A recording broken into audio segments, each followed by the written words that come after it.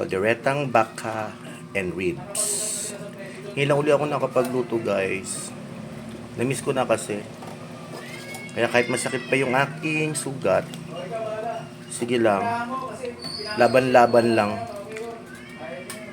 Ayan. So, buti na lang yung aking pamangkin, nagbigay ng pambili nito. Para daw makatikim naman ako ng masarap uli. Thank you, pamangkin. Kay Marge Hazel Manabat.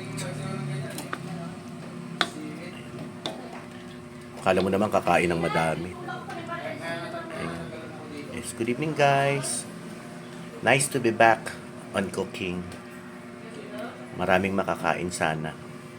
Thank you, guys. Bye.